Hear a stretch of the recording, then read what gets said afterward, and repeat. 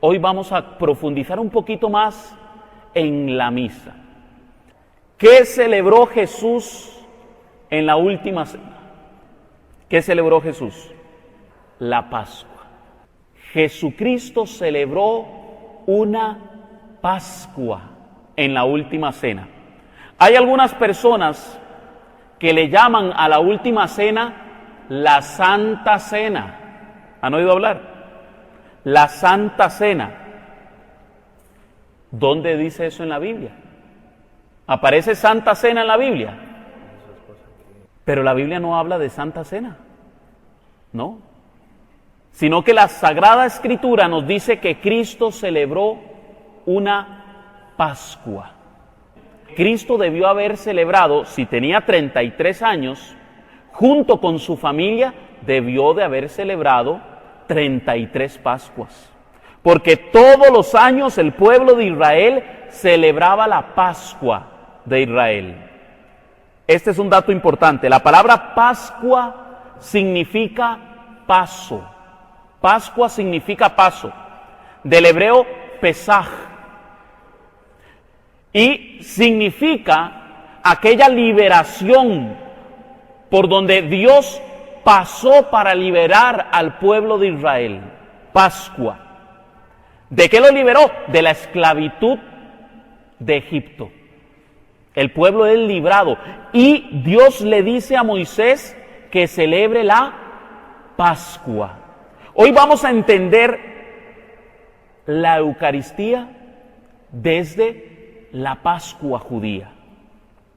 Para eso vamos a leer el Evangelio según San Lucas, capítulo 22, versículos 15, 16. Jesús, hablándole a los apóstoles, les dice: con ansia he deseado comer esta Pascua con vosotros antes de padecer, porque os digo que ya no la comeré más hasta que halle su cumplimiento en el reino de Dios. Palabra de Dios. Cristo admite y dice: con ansia he deseado comer esta Pascua con vosotros. Cristo tenía ansias de aquella Pascua. Y cuando la Escritura habla de ansias es porque había algo importante que iba a suceder en esta Pascua. Pero además, Él deja claro que luego de comer esta Pascua va a padecer, va a sufrir el sacrificio en la cruz. ¿Para qué? Para que halle su cumplimiento en el reino de Dios. ¿A qué se refiere Jesús con el cumplimiento en el reino de Dios? Bueno, resulta que normalmente oímos hablar del reino de los cielos, el reino de Dios o el reino de mi Padre. Se refiere a lo mismo. ¿Verdad? Habíamos visto que el reino de los cielos es una persona, Cristo Jesús. Él es el que personifica el reino de los cielos. Y por supuesto, la iglesia, que es su cuerpo, también es el reino de los cielos aquí en la tierra. Pero, ¿cómo hacemos que el reino de los cielos venga aquí a la tierra? Cristo dejó claro que el reino de los cielos ha venido a vosotros. ¿Pero qué es el reino de los cielos? Usted y yo lo decimos cada vez que decimos el Padre Nuestro. Nosotros decimos: hágase tu voluntad aquí en la tierra como se hace en el cielo. ¿Verdad? Eso es lo que decimos normalmente. Pero antes decimos: venga a nosotros tu reino y hágase tu voluntad aquí en la tierra como se hace en el cielo. Es decir, que la voluntad del Padre es el cumplimiento del reino de los cielos en nosotros. Cuando usted hace la voluntad de Dios, está cumpliendo con el reino de los cielos. ¿Por qué Cristo es el reino de los cielos? Porque Cristo cumple a la perfección la voluntad del Padre. Amén. Eso es lo que sucede. Entonces, para que se cumpla el reino de los cielos, Cristo tiene que hacer la voluntad del Padre. Y les voy a pedir, por favor, que pongan mucha atención a cada una de las palabras que yo resalto, porque tienen un gran significado. Yo no las he resaltado solo porque se me ocurrió, sino porque al final, cada una de estas palabras van a ser unidas y vamos a poder entender el tema del día de hoy. Ahora bien, seguimos leyendo en Lucas, capítulo 22, versículo 17 y 18. Apunte allí. Lucas 22, 17, 18. Tomó luego una copa, dio gracias y dijo: tomad esto y repartidlo entre vosotros, porque os digo que a partir de este momento no beberé del producto de la vid hasta que llegue el reino de Dios. Palabra de Dios. Mucha atención. Cristo dice: a partir de este momento no beberé del producto de la vid. ¿Qué es el producto de la vid? El vino, ¿verdad? La vid da la uva se fermenta y de ahí sale el vino. Entonces, no beberé del vino. ¿Hasta cuándo? Hasta que llegue el reino de Dios. Muchísima atención. Cristo está en una Pascua judía. Y ciertamente en la Pascua judía se bebían 4 copas de vino. Imagínese usted cómo quedaban. Y eran copas llenas. 4 copas de vino. En toda Pascua se tenían que beber 4 copas de vino. Y se servía una 5ª copa para Elías. Porque ellos pensaban que cuando viniera Elías se iba a echar, ¿verdad?, su traguito de vino e iba a aparecer como la señal de que Cristo era el Mesías. Por supuesto, ese Elías que vino, que Cristo lo anuncia, es Juan el Bautista, se bebió una copa como la que Cristo se bebió. Ahora lo vamos a ver. Seguimos leyendo ahora en Mateo, capítulo 26, versículos 26 y 29. Este texto fue el que leímos la semana pasada en el tema de la Eucaristía. Cristo presente en cuerpo, sangre, alma y divinidad. Y entonces leíamos lo siguiente. Mientras estaban comiendo, Jesús tomó pan y lo bendijo, lo partió y dándoselo a sus discípulos dijo: tomad y bebed, tomad y comed, este es mi cuerpo. Tomó luego una copa y dadas las gracias se la dio diciendo: bebed de ella todos, porque esta es mi sangre de la alianza, que es derramada por muchos para el perdón de los pecados. Y os digo que desde ahora no beberé de este producto de la vid hasta el día aquel en que beba con vosotros de nuevo en el reino de mi Padre. Palabra de Dios. Como lo ven, tanto Lucas como Mateo describen la misma situación. Pero posiblemente usted se debe de preguntar, ¿a qué se refiere Cristo con no beberé del producto de la vid? Vamos a ver, para poder entender esto, vamos a ver varias cosas que Cristo dice aquí. Número 1, ¿qué es una alianza? Porque Cristo dice, esta es la sangre de la nueva alianza. Entonces vamos a ver qué es una alianza. Número 2, vamos a ver cómo es que Dios instituye la Pascua, para poder entender qué es lo que sucede en ese momento. Porque si usted no conoce qué era lo que estaba sucediendo en el momento de la última cena, seguramente usted se cree que estaban nada más comiéndose una comidita cualquiera, cuando más bien es todo lo contrario. Ahora bien, ¿Qué es una alianza? Aquí vamos a salirnos un poquito del tema de la Pascua y vamos a entrar rápidamente a una explicación sobre qué es una alianza. Primero que nada, la palabra alianza aparece 273 veces en el Antiguo Testamento. Toda la historia de salvación se divide en Antigua Alianza y Nueva Alianza, es decir, Antiguo Testamento y Nuevo Testamento. La alianza no es un contrato, porque en un contrato usted lo que intercambia son bienes o servicios. Usted puede hacer un contrato para vender un carro, para vender una casa, o puede hacer un contrato para prestar servicios profesionales en mantenimiento, no sé, en derecho, en psicología o lo que sea. Se pueden prestar servicios y se hace un contrato. Pero la alianza no es un contrato, porque lo que se intercambian no son bienes materiales ni servicios, sino que en una alianza lo que se intercambian son personas. ¿Oyó bien? En una alianza lo que se está intercambiando son personas.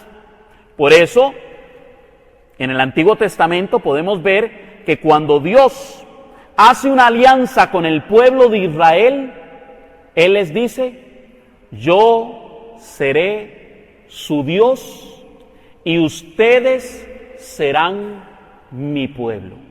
Hay un intercambio de personas, hay una relación que une a estas personas por medio de la alianza.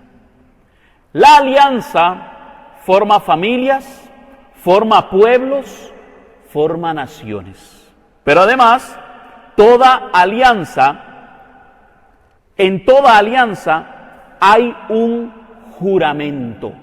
Por ejemplo, cuando Dios hace alianza con Abraham y le manda a trozar, a partir los animales en aquella alianza, dice: que me pase a mí como a estos animales si yo no cumplo con mi alianza. Mucha atención. Hay un juramento: que me pase a mí si yo no hago lo que he prometido en la alianza. Ahora bien, en la alianza siempre hay un sacrificio. En las alianzas siempre hay un sacrificio. Y la alianza termina cuando alguno de los pactados muere. Es decir, la alianza finaliza cuando mueren los que han hecho la alianza, los que han hecho el pacto. Y hago aquí una aclaración. En las traducciones no católicas casi nunca se traduce alianza, sino pacto. Pero es lo mismo. Un pacto tampoco significa que es un contrato. No, hace referencia a alianza. Y generalmente, en toda alianza, cuando se hace el sacrificio, hay derramamiento de sangre. Mucha atención. Ahora, hay dos tipos de sacrificios. Está el sacrificio cruento, es decir, con derramamiento de sangre. Y existe el sacrificio incruento. Incruento significa sin derramamiento de sangre. Cuando era sacrificado un animal, había derramamiento de sangre. Pero, por ejemplo, el sacrificio que ofrece Abel, que era de hortalizas, de plantas, era un sacrificio incruento. También habían sacrificios de harina. Entonces existe el sacrificio cruento y el sacrificio incruento, con derramamiento de sangre o sin derramamiento de sangre. La alianza se puede actualizar o se puede renovar. Por ejemplo, en el Antiguo Testamento hay textos que dicen: y Dios se acordó de su alianza. ¿Cómo es esto? ¿Cómo que Dios se acordó de su alianza? ¿Qué es? Que ¿Dios tiene mala memoria? No, es una forma de decir en la Sagrada Escritura que Dios ha actualizado la alianza con el pueblo de Israel. No significa que es que a Dios se le olvidan las cosas, sino que Dios está renovando la alianza con el pueblo de Israel. Vamos a poner un ejemplo muy bonito de lo que es una alianza. Ahora sí lo va a entender usted, porque todas estas características se cumplen en una alianza muy particular, en el matrimonio. El matrimonio es una alianza. Mucha atención, porque en el matrimonio no se intercambian bienes. En el matrimonio no se intercambian servicios. En el matrimonio lo que se intercambian son personas. Yo me entrego a ti y tú te entregas a mí. El matrimonio es una alianza. Ahora bien, otra característica, hay un juramento.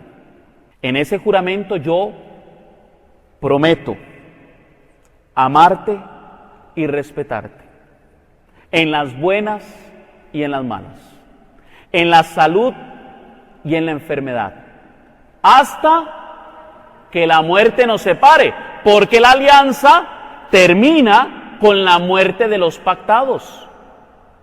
Ay, es que yo no me caso por la iglesia, es que para mí el matrimonio no es un contrato. ¿Tiene razón?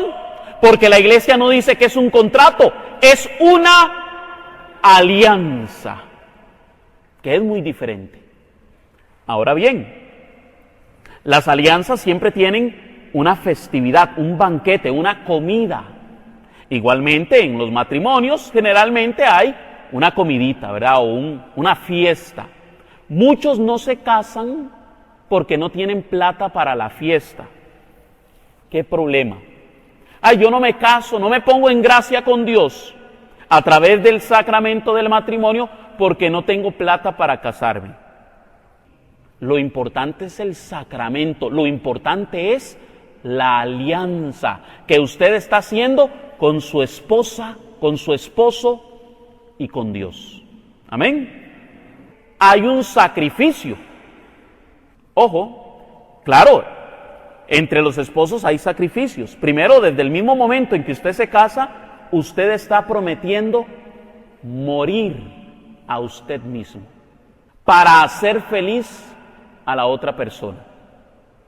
Ahora bien, hay un sacrificio también. Hay un sacrificio en donde generalmente hay derramamiento de sangre. ¿Por qué me ven así? Es que el sacrificio es incruento. Debe ser por eso. Bueno, hoy día seguramente que sí, porque se han perdido los valores cristiano-católicos. Claro, hoy día estamos envueltos en una cultura en donde la virginidad es despreciada. Pero ¿por qué la iglesia tanto lucha para que los esposos se casen vírgenes? Porque para la iglesia no es cualquier contrato, sino que es una alianza, y esa alianza se sella con sangre. Digamos que en algunos casos ha habido sacrificio incruento en aquella alianza matrimonial. Y por último, la alianza se puede renovar. ¿Lo escuchó? ¿Cómo renuevan los esposos su alianza?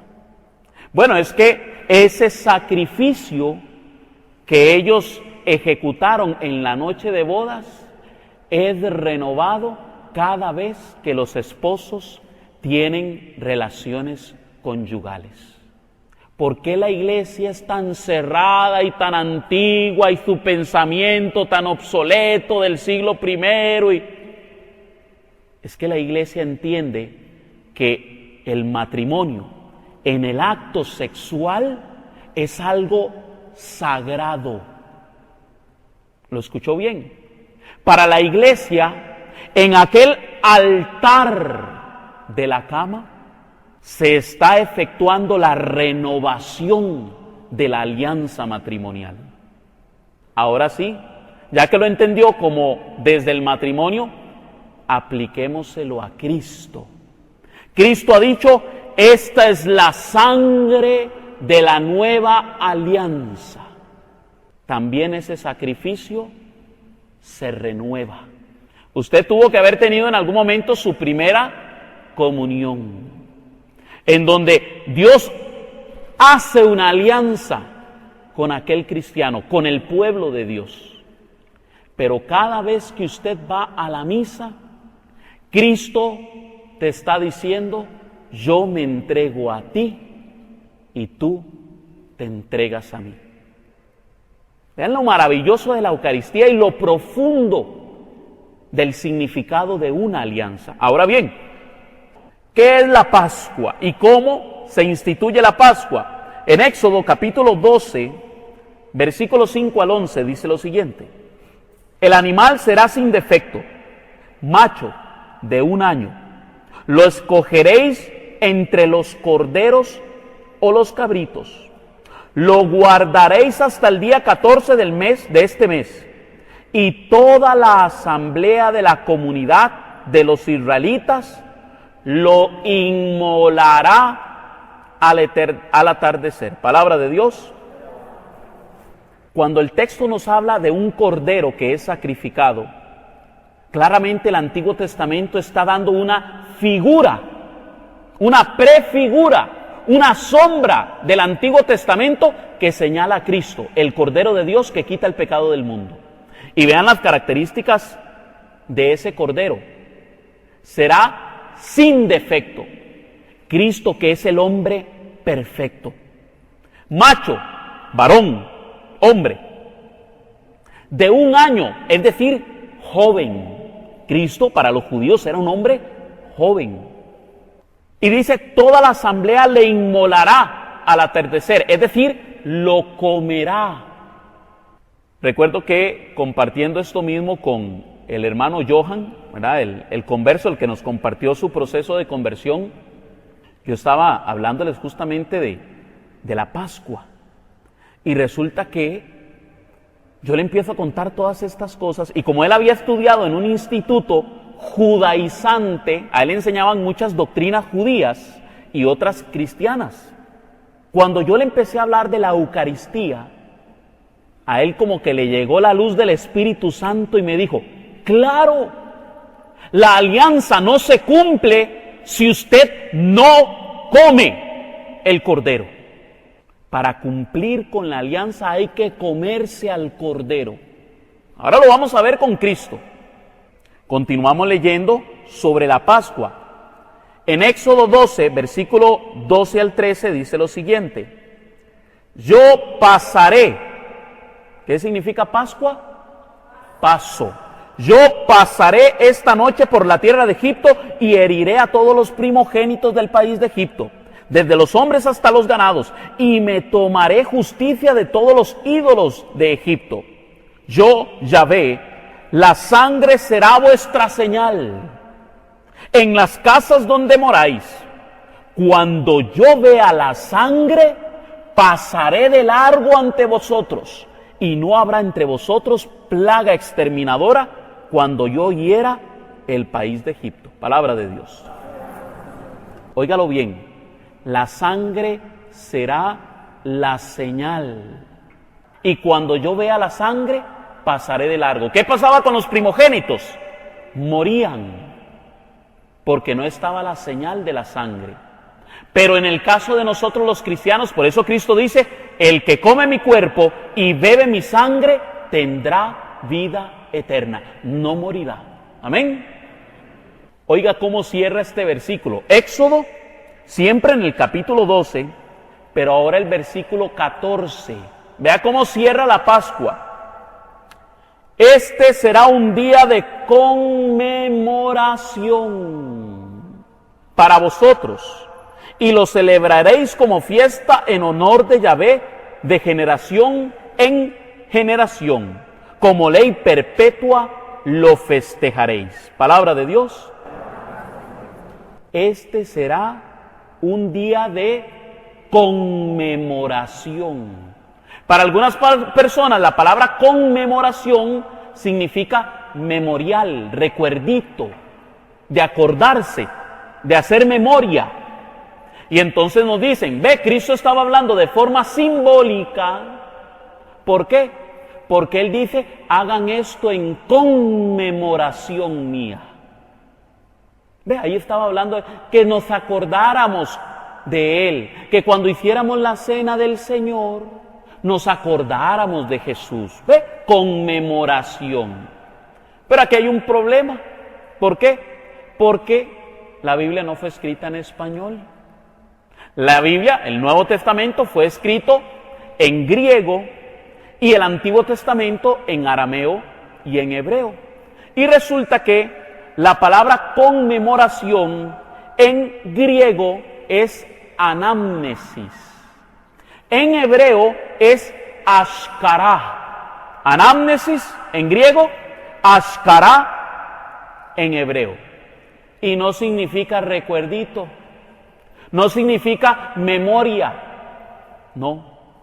La palabra anamnesis y ashkará significan sacrificio de actualización.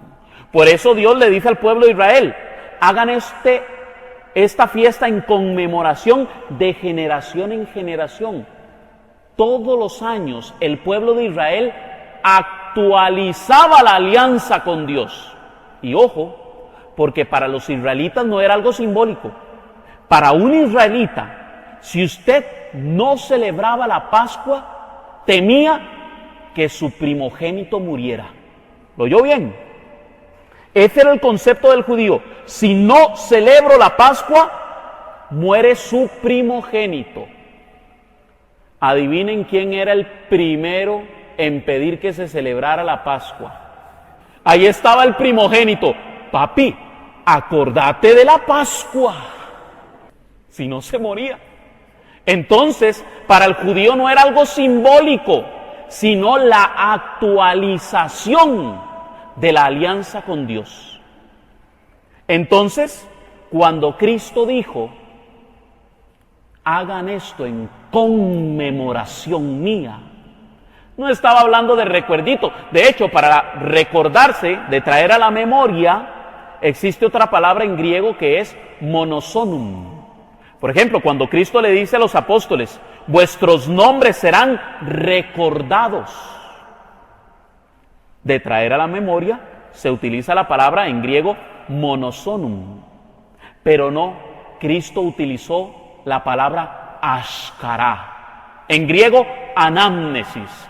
Hagan este sacrificio en conmemoración mía, en actualización de la nueva alianza. Amén. Vamos a ver rápidamente las partes de la Pascua. La próxima semana las vamos a ver en vivo y a todo color. Paso número 1 de la Pascua. Se llena la primera copa. ¿Recuerdan? Son 4 copas que se beben los judíos. Se llena la primera copa, se hace la bendición y se bebe la copa. Inmediatamente después se hace un lavatorio de las manos y una oración. ¿A qué le recuerda esto? En la misa, el sacerdote se lava las manos, se seca. De hecho, así lo hacen los judíos. Paso número 3. Se comen las verduras amargas con agua salada, signo de la amargura que tuvo que pasar el pueblo de Israel, capturado en Egipto, y el paso por el mar muerto. Punto número 4. Se presentan los panes ácimos. Número 5. Se llena la segunda copa y el más joven pregunta, ¿por qué esta noche es diferente a las demás? Imagínese usted el contexto, pero cuando Cristo está en la última cena, ¿quién era el más joven de los apóstoles? Juan. Posiblemente Juan es el que pregunta, ¿por qué esta noche es diferente a las demás? El que preside es el anciano, No significa el más viejo, porque la palabra anciano realmente lo que significa es el más sabio, el más importante. Eso es lo que significa la palabra anciano. Entonces, ¿quién sería el que preside la Pascua? Jesús, por supuesto. Cristo es el más importante aquella noche, el más sabio. Él es el que preside la Pascua. ¿Qué sucede? Cuando el más joven le pregunta, ¿por qué esta noche es diferente a las demás? ¿Sabe qué tiene que hacer Jesús? Leerle el capítulo 12 del libro del Éxodo. La liberación del pueblo de Israel. Ellos tenían sus documentos para contar la historia del pueblo de Israel y cómo Dios liberó al pueblo de Israel. Eso es lo que sucede en la última cena. Esta es una práctica que todavía hoy día los judíos siguen utilizando. Número 6. Se inicia el canto del Halel o los himnos. Bueno, justamente, himnos es salmos. Los judíos tenían que leer los salmos del 113 al 114, ahora lo vamos a ver. Y luego leían del 115 al 118, en una segunda parte de la Pascua. Terminan de cantar los salmos, se hace la bendición y se toma la segunda copa. Vamos por la segunda copa. Número 8, se hace un segundo lavado de las manos y preparación para el banquete. Mucha atención, los judíos utilizaban 2 mesas, una para la liturgia pascual y otra para la comida, para la cena, para el banquete. Número 9, se hace la acción de gracias. En griego, la palabra acción de gracias es eucaristisen. Cuando Cristo tomó el pan, y dice la Escritura, lo bendijo, realmente la palabra no es lo bendijo. Hay algunas traducciones, algunas Biblias que ponen, hizo la acción de gracias. Es decir, en el texto bíblico, yo lo he verificado, yo he ido al griego, y dice, Cristo tomó el pan, eucaristisen, es decir, lo bendijo, ha declarado una oración litúrgica en la Pascua. ¿Cuál era esa oración? Vamos a ver si me acuerdo un poquito, es en hebreo.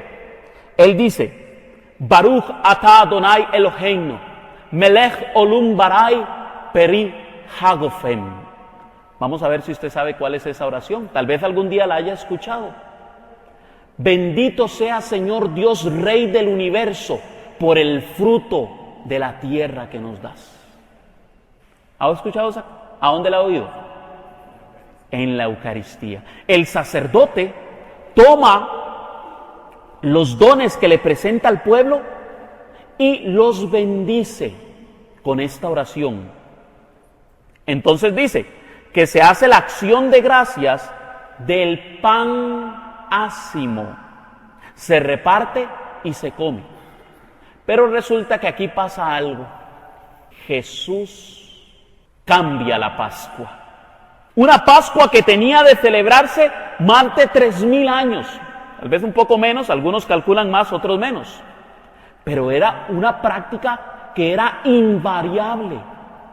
Jesús cambia la Pascua. Imagínese esta escena. Jesús está con los 12 apóstoles, hombres que habían celebrado la Pascua por 30, 40, 50 años, acostumbrados a que siempre se hacía lo mismo. Pero en ese momento, Cristo hace una movida radical. Cristo cambia la Pascua. Yo me imagino a los apóstoles en el momento de la acción de gracias, en el momento de la repartición del pan, diciendo, ¿qué le pasa al Señor? ¿Qué está diciendo? Claro, ellos entendieron lo que Cristo decía, porque se los había predicado en Cafarnaúm. El que come mi cuerpo y bebe mi sangre, tiene vida eterna. Y Cristo en ese momento dice, tomad y comed, esto es mi cuerpo. Cristo cambia la Pascua. Eso debió haber sido impactante para los apóstoles. No era cualquier cosa. Los apóstoles entienden lo que Cristo les quiere decir. Este es mi cuerpo, esta es mi sangre. Pero continúa la Pascua. Se comen las hierbas amargas, se moja el jarocet. El jarocet es como una especie de mermelada dulce, para que después de comer las hierbas amargas, se comen el jarocet para endulzar su vida. Mucha atención, porque es signo de la dulzura de Cristo, del Evangelio. Inmediatamente se sirve y se come el cordero. Mucha atención, porque ninguno de los evangelistas habla de que los apóstoles hayan comido el cordero. Ninguno. ¿Qué sucedió? ¿Qué fue lo que pasó aquí?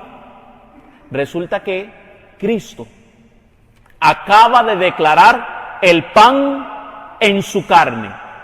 Y si Cristo es el Cordero de Dios que quita el pecado del mundo, cuando ellos comieron del pan, comieron el cordero. Amén. Además, como Cristo se tiene que adelantar a la Pascua, había una tradición en el judaísmo que decía que si la persona se adelantaba a la Pascua por alguna situación que tuviese que salir del país o alguna emergencia, entonces lo que tenían que hacer era solamente poner un hueso de cordero, un huesito. Entonces ellos no comen del cordero que normalmente se sacrificaba en la Pascua judía, pero sí comen el Cordero de Dios que quita el pecado del mundo. Se llena la tercera copa, mucha atención, la tercera copa, llamada la copa de la bendición. Los judíos a la tercera, cada una de las copas tiene un nombre, pero la tercera copa es llamada la copa de la bendición. ¿Qué se bebe después de la acción de gracias? Es decir, eucaristisen. De esta copa nos habla el apóstol Pablo en Primera de Corintios capítulo 10 versículo 16. Recuerdan, lo vimos en el tema de la Eucaristía. ¿Es que acaso la copa de bendición que bendecimos no es comunión con la sangre de Cristo? Pablo está interrogando a la gente. Oiga cómo Pablo es redundante. La copa de bendición que bendecimos.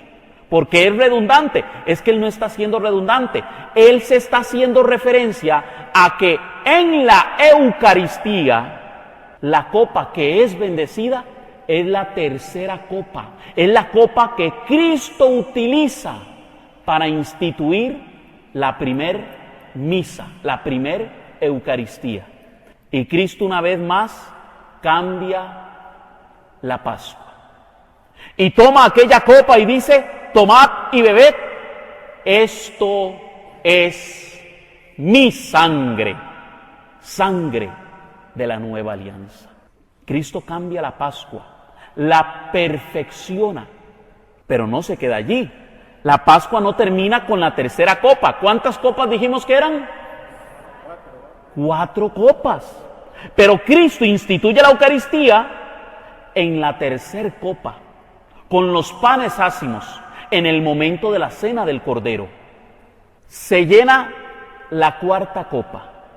Inmediatamente es bebida la tercera copa, se llena la cuarta copa, se canta la segunda parte del Jalel, de los salmos, los himnos, del 115 al 118.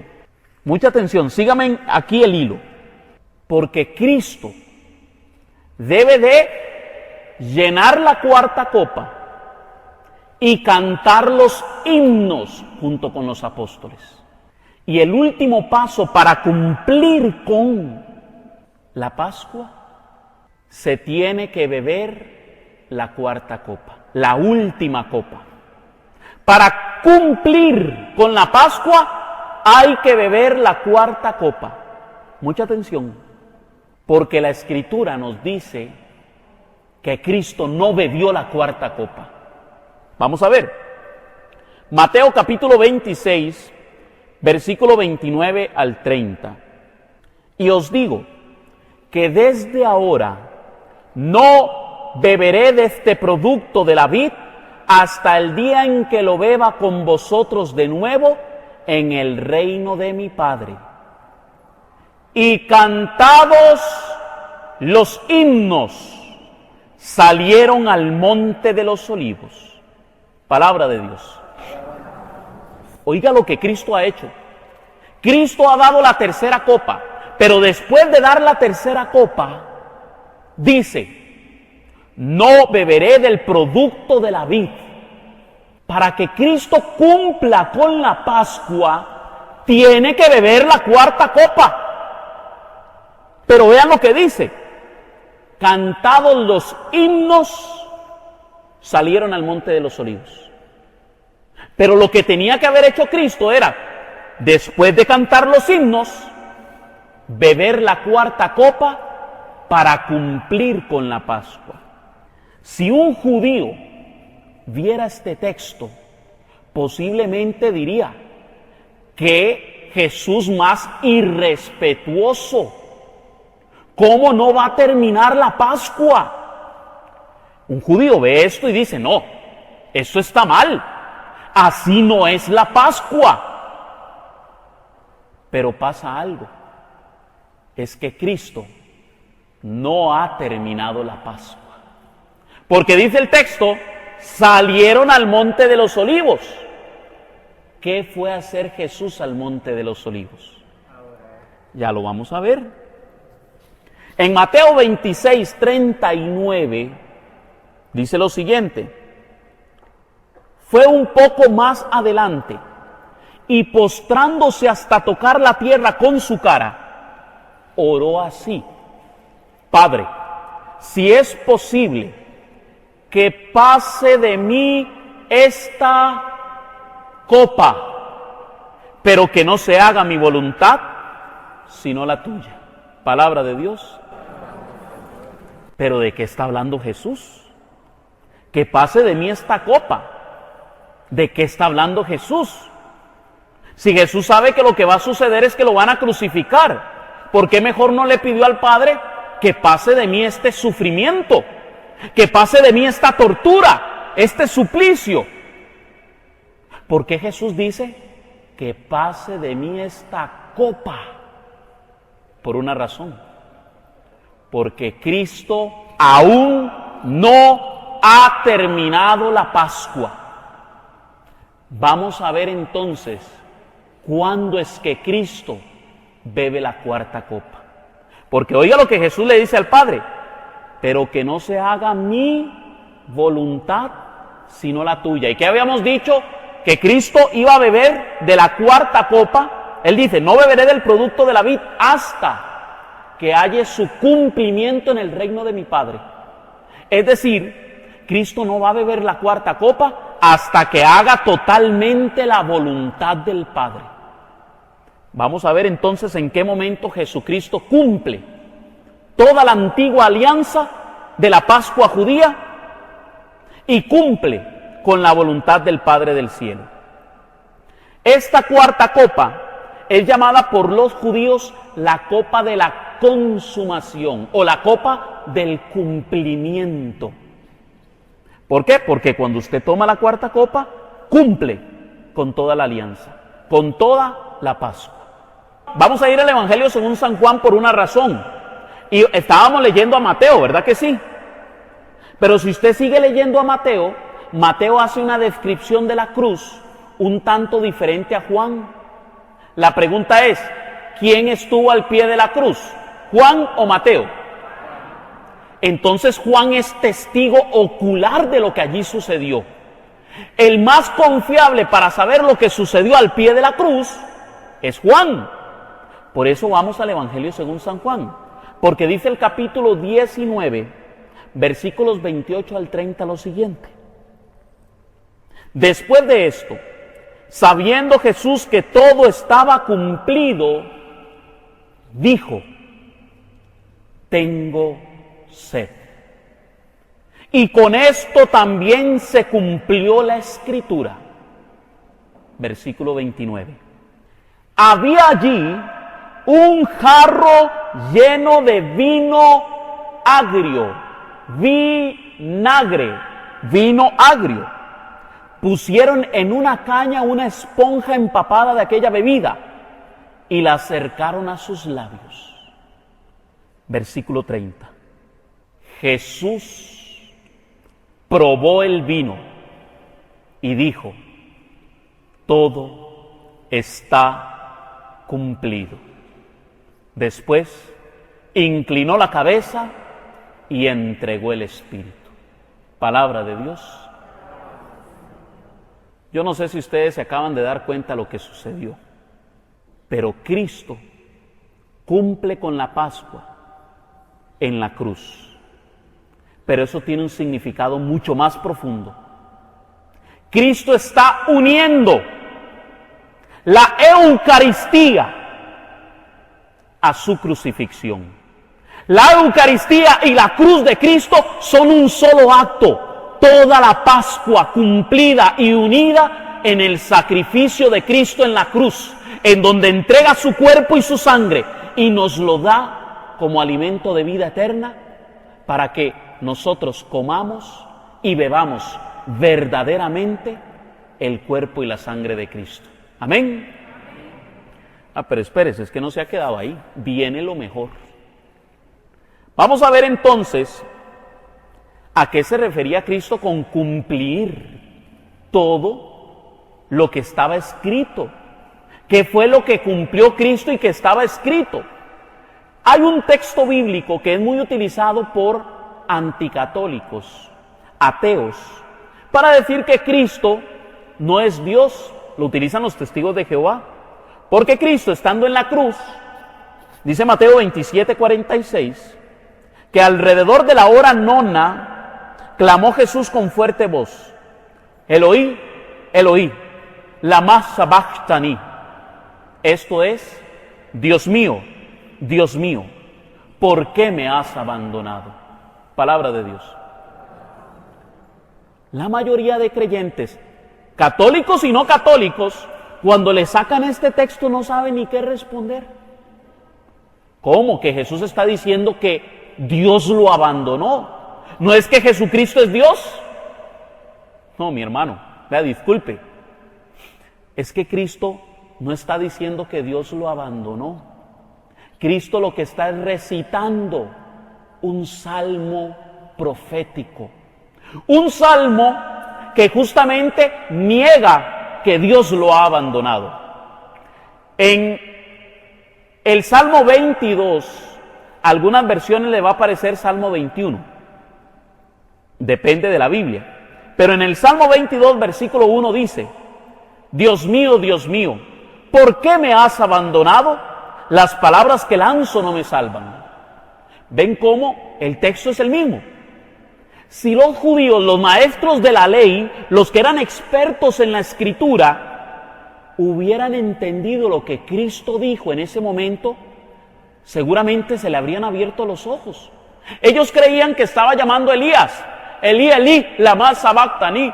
Elías, ¿por qué me has abandonado? Claro, este mismo salmo explica por qué los judíos no le entendían nada a Jesús. ¿Saben por qué? Porque el mismo texto explica que a Jesús ya no le salían las palabras. Vamos a ver entonces qué nos dice el Salmo 22. Dios mío, ¿por qué me has abandonado? Las palabras que lanzo no me salvan. Me has sacado del vientre de mi madre. Me has confiado a sus pechos maternales. Me entregaron a ti apenas nacido. Tú eres mi Dios desde el seno materno. Palabra de Dios. Yo me imagino a María al pie de la cruz, escuchando a Jesús. Aquellos oían Elí, Elí, lama sabachthani. Y María escuchaba: me has sacado del vientre de mi madre. Me has confiado a sus pechos maternales. Tú eres mi Dios desde el vientre materno. Jesucristo, en lugar de estar diciendo, Dios mío, ¿por qué me has abandonado?, estaba alabando a su madre, la Virgen María, que estaba al pie de la cruz. Y María era experta en salmos. Cuando usted estudia el Magnificat de María, se da cuenta que ella se sabía los salmos de memoria. Pero no queda allí. Acabamos de leer Salmo 22, versículos 9 y 10. Ahora vamos a leer otra parte. Salmo 22, 14 al 18. Dice Jesús: yo soy como un arroyo que se escurre, todos mis huesos se han descoyuntado. Dice la palabra de Dios que a Cristo no le quebrarán un solo hueso. No dice que no le descoyuntarán los huesos, es decir, desmontarán. Los que vieron La Pasión de Cristo, la película de Mel Gibson, se darán cuenta que cuando a Cristo lo van a crucificar, como la mano no le llega, le desmontan el hombro. Todos mis huesos se han descoyuntado. Mi corazón se ha vuelto como cera. ¿Qué vimos en el video de Ricardo Castañón? Aquel corazón estaba lesionado. Había sido torturada aquella persona. Mi corazón se ha vuelto como cera. Dentro mis entrañas se derriten. Mi garganta está seca como teja, y al paladar mi lengua está pegada. Por eso no le entienden. Elí, Elí, lama sabactani. Cristo tiene seca la boca, su lengua se pega al paladar, y los judíos no le entienden. Y continúa: ya están para echarme a la sepultura. Como perros de presa me rodean, me acorrala una banda de malvados. Han perforado mis manos y mis pies.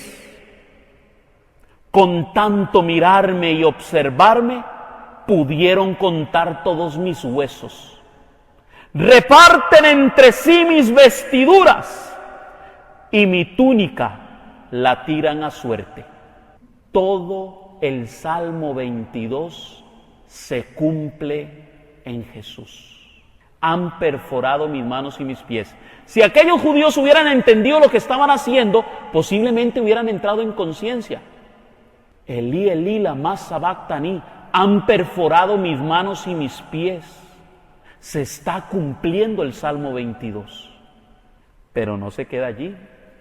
Concluye el Salmo diciendo, en el versículo 24 hasta el 28. Yo le invito a que usted se lo lea todo completo. Porque no ha despreciado ni ha desdeñado al pobre en su miseria. No le ha vuelto la cara, y a sus invocaciones le hizo caso. Rey es Dios, Señor de las naciones.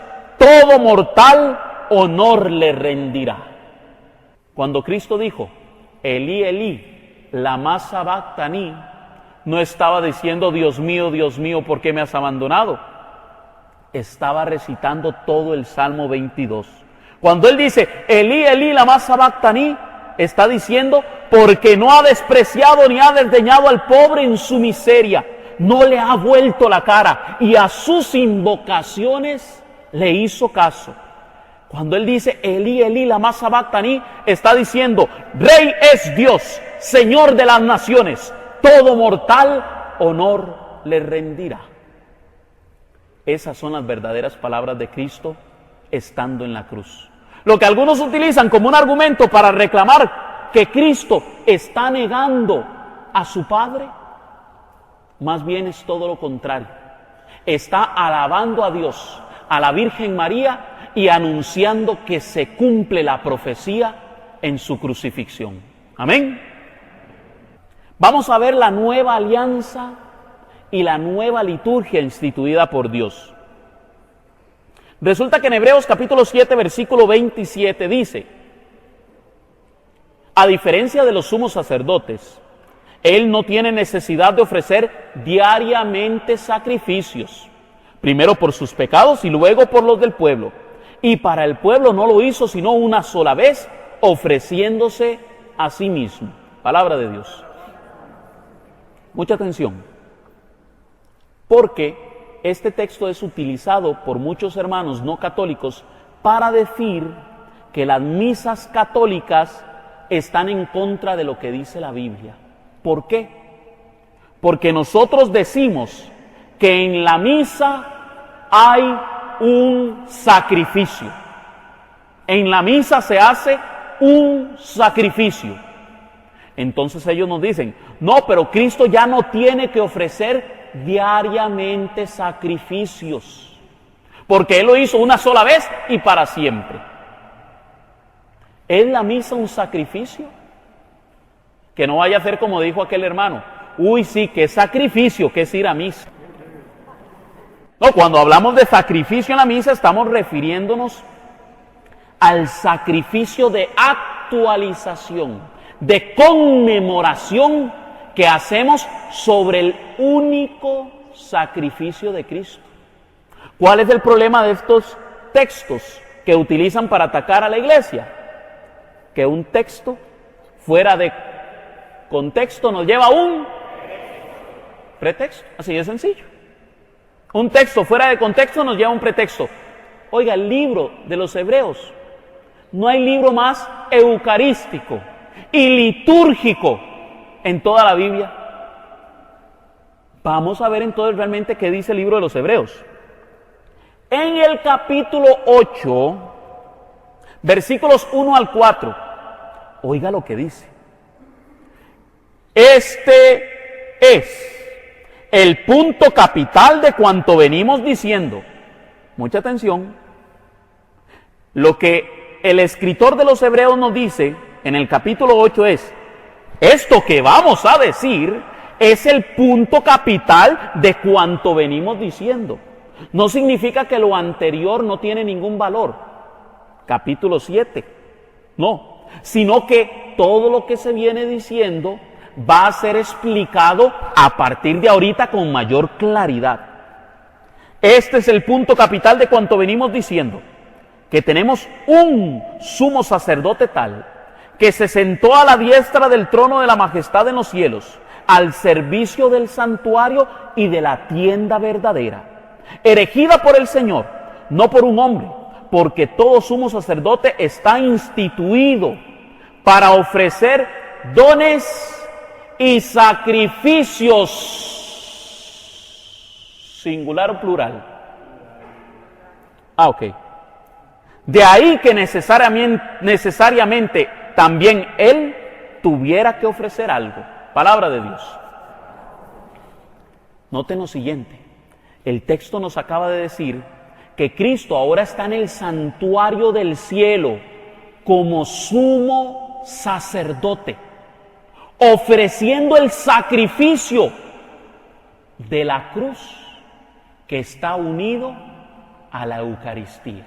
Mucha atención, porque ahora resulta que Cristo no solamente unió la Eucaristía a la cruz, sino que además ha unido la Eucaristía al cielo. Amén. Vamos a ver un apartado sobre el capítulo 8, en el versículo 5, lo que dice. Pongan mucha atención. Hablando de los judíos, dice, estos dan culto en lo que es sombra y figura de realidades celestiales, según le fue revelado a Moisés al emprender la construcción de la tienda. Pues dice, mira, harás todo conforme al modelo que te ha sido mostrado en el monte. Palabra de Dios. Resulta que a Moisés se le mostró en el monte del Sinaí un modelo de lo que iba a ser la Pascua, la liturgia pascual. Es decir, en el cielo hay una liturgia. Mucha atención. Dice, estos dan culto en lo que es sombra y figura de realidades celestiales. Mucha atención, porque lo que está diciendo ahorita el autor es que los judíos eran una sombra de aquellas realidades celestiales. Entonces, se le manda a Moisés a hacer todo conforme al modelo que se le ha enviado. A Moisés se le manda un modelo litúrgico, que es el modelo que Cristo sigue en la primer Eucaristía, en la última cena, en su Pascua. Por eso llamamos al tema del día de hoy la Pascua eterna. ¿Por qué? Porque Cristo ha instituido una Pascua para siempre. Ahora bien, dice el capítulo 8, pero ahora del versículo 6 al 8, hablando de esa liturgia, dice en el capítulo 8, versículo 6 al 8, pero ahora Jesús celebra una liturgia superior, cuando es mediador de una alianza mucho mejor y que promete mejores beneficios. Paréntesis. En algunas Biblias no se traduce la palabra liturgia, sino servicio. ¿Por qué? Porque la palabra liturgia significa servicio. Pero en griego, la palabra que utiliza el autor de los Hebreos es liturgies, en griego. Liturgies es servicio sacerdotal y habla de un orden en el que se tiene que celebrar aquel servicio. Por eso dice, pero ahora Jesús celebra una liturgia superior, cuanto es mediador de una alianza mucho mejor y que promete mejores beneficios. Si la primera alianza no mereciera críticas, no habría que buscar otra. Pero Dios mismo la critica cuando dice, vienen días, palabra del Señor, en que pactaré una alianza nueva con la casa de Israel y de Judá. Mucha atención, porque Dios ya había profetizado, anunciado que iba a pactar, que iba a ser una alianza nueva con el pueblo de Israel y la casa de Judá. Resulta que los sacerdotes, para ser sacerdotes en el Antiguo Testamento, tenían que ser levitas, tenían que venir de la tribu de Leví. Pero Jesús no es de la tribu de Leví. Jesús es de la tribu de Judá. Entonces Jesús no podía ser sacerdote. Para que quede claro sobre el sumo sacerdocio de Jesús, porque el mismo libro de Hebreos en el capítulo 5 versículo 6 dice, y en otro lugar se dijo, tú eres sacerdote para siempre a semejanza de Melquisedec. Eso está en el Salmo 110. Pero vamos a ver entonces por qué se dice que Jesús es sacerdote según el orden de Melquisedec. Dice Génesis capítulo 14 versículo 18, hablando de Melquisedec, lo siguiente. Entonces, Melquisedec, rey de Salem, Jerusalén, trajo pan y vino, pues era sacerdote del Dios Santísimo. Palabra de Dios. Melquisedec no era levita. Melquisedec tenía una particularidad. Él era rey y era sacerdote. Igual que Cristo. Cristo es rey y es sacerdote. Y él era rey, Melquisedec, se dice, era, como por así decirlo, una figura en el Antiguo Testamento de Jesucristo, que se convertía en rey de Jerusalén, rey de los judíos. Pero ya Dios había profetizado en el Antiguo Testamento que iba a pactar una alianza nueva con la casa de Israel y de Judá. Una alianza nueva. ¿Quién la iba a pactar? Dios. Y en el Nuevo Testamento, ¿quién es el que hace esa nueva alianza?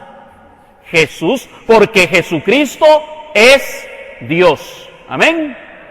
Pero no concluye ahí. Seguimos. Versículo 10. Esta es la alianza que pactaré con la raza de Israel en esos tiempos que ha de venir. Palabra del Señor. Pondré mis leyes en su mente y los grabaré en su corazón. Y yo seré su Dios y ellos serán mi pueblo. Palabra de Dios. Una vez más, hay un intercambio de personas. Cristo, que declara aquella copa en la sangre de la nueva alianza, le está diciendo al pueblo cristiano: yo seré su Dios y ustedes serán mi pueblo. Amén. Versículo 13. Se nos habla de una alianza nueva, lo que significa que la primera ha quedado anticuada y lo que es anticuado y viejo está a punto de desaparecer. Cristo ha instituido una nueva alianza. En el Antiguo Testamento hubieron muchas alianzas, pero Cristo ha instituido una alianza nueva y eterna, porque ahora Él ofrece esa alianza en el cielo. Vamos concluyendo, hablando de los sacrificios en plural. En Hebreos 9:23 dice: así pues, si es necesario que las figuras, oiga lo que voy a leer, porque esto es radical. Así pues, si es necesario que las figuras, las realidades celestiales sean purificadas de esa manera, también lo es que las realidades celestiales se purifiquen, pero con sacrificios, singular o plural, pero con sacrificios más excelentes que aquellos. Oiga lo que está diciendo el autor de Hebreos. La misa es una purificación de las realidades celestiales. Es la misa algo mejor que lo que se le mostró a Moisés en el monte Sinaí, a tal punto que los sacrificios de la misa están unidos al sacrificio de Cristo en el cielo. Por eso decimos que la misa es el cielo en la tierra. Hay una canción muy bella que habla de esto. Dice: no sé si el cielo bajó o la iglesia subió, solo sé que está lleno de ángeles, sí, y que el propio Dios está aquí. Desen un aplauso, ustedes cantan mejor que yo. ¡Qué dicha! ¡Qué dicha que se la saben! Eso es lo que ocurre en la misa. Cuando Cristo se hace presente en el altar, todos los santos del cielo y todos los ángeles se postran delante del Dios del universo. Hasta la Virgen María está presente en ese momento. Seguimos leyendo. Porque no entró Cristo en el santuario hecho de mano, figura del verdadero, sino en el cielo mismo, para presentarse ahora por nosotros ante Dios, y no para ofrecerse muchas veces, como entra el sumo sacerdote en el lugar santísimo cada año con sangre ajena. Palabra de Dios. Oiga lo que dice Hebreos. Cristo se está ofreciendo hoy, ahora. Cuando Él escribe esto, no dice: es que Cristo se ofreció en la cruz hace tantos años. No, para Él Cristo se está ofreciendo hoy y ahora. Sí, Cristo se ofreció una sola vez en la cruz, pero se ofreció una sola vez y para siempre. De tal forma que nosotros aquí en la tierra, cuando celebramos la Eucaristía, estamos actualizando, conmemorando el sacrificio de Cristo en la cruz, ofreciéndose hoy, ahora, en el cielo. Amén. Ahora sí, vamos a finalizar con esto. Esta es una parte riquísima, porque vamos a ver la liturgia celestial. ¿Qué es lo que ocurre en el cielo en este momento? Recuerden que Juan en el Apocalipsis tiene una visión del cielo.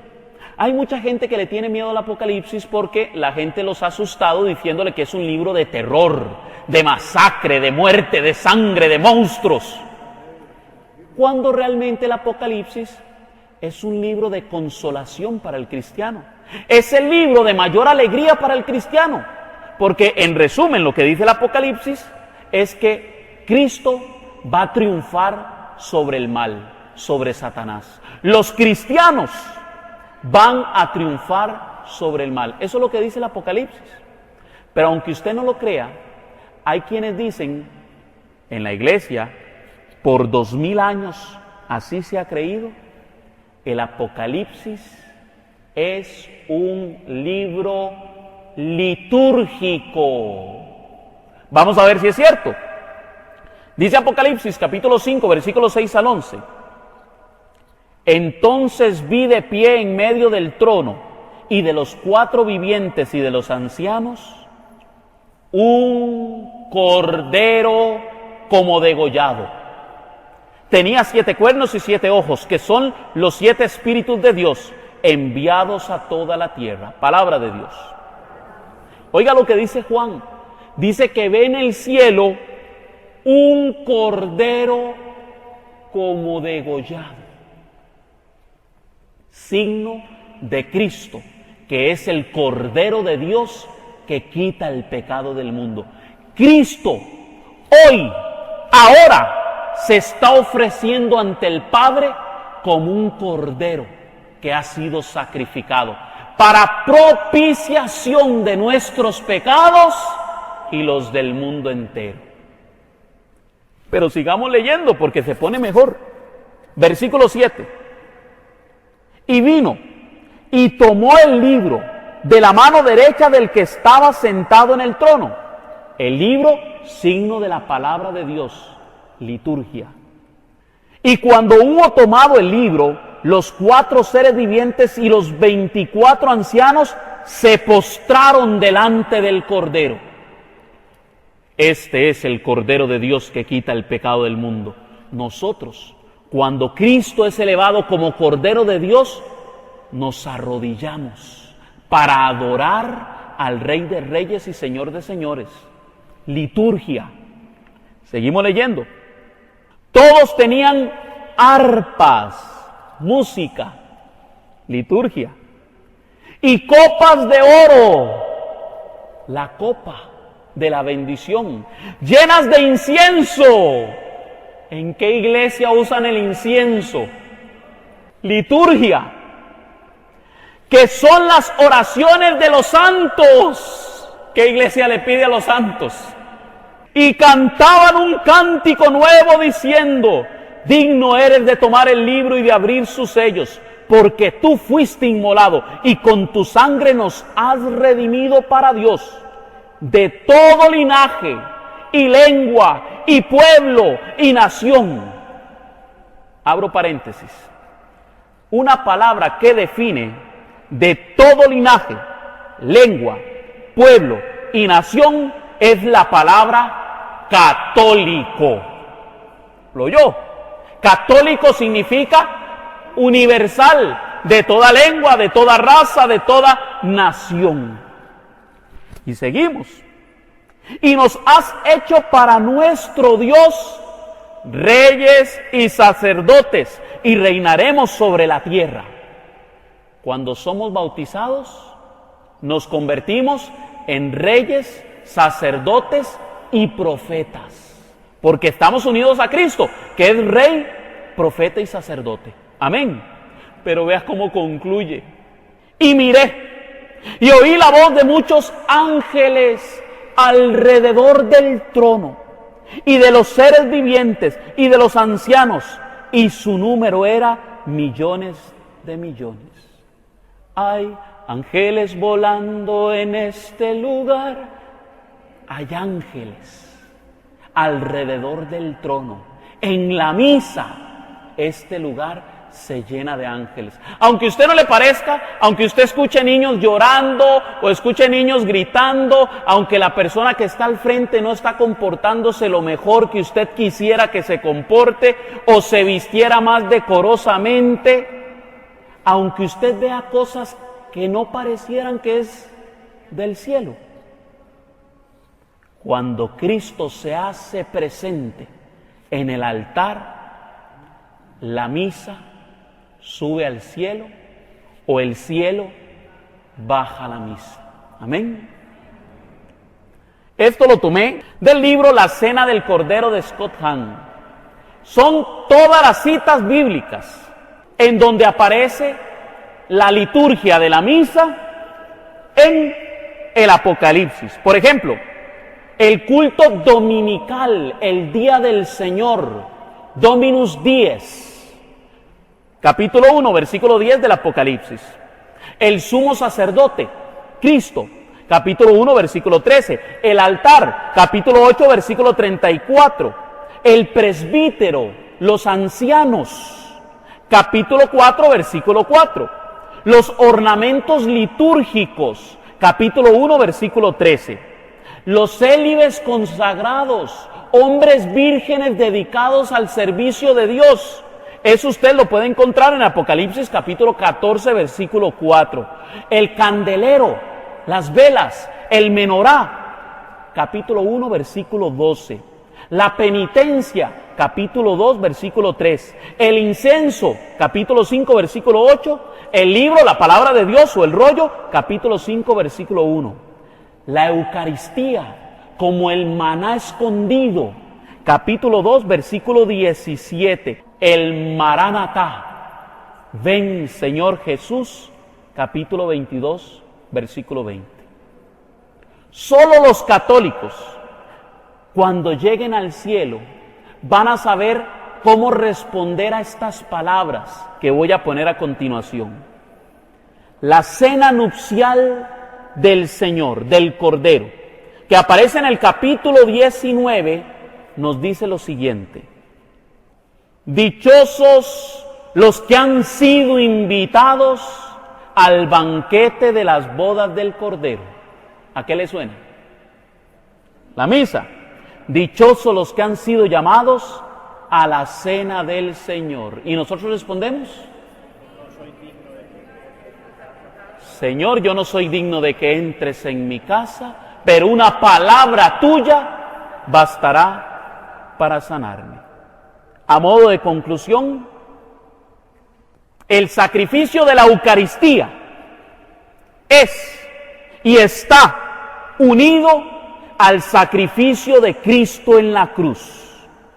Y ese sacrificio que Cristo ha puesto en la cruz está íntimamente unido al sacrificio que está ofreciendo en el santuario del cielo. De manera que la misa es el cielo en la tierra. Hoy vamos a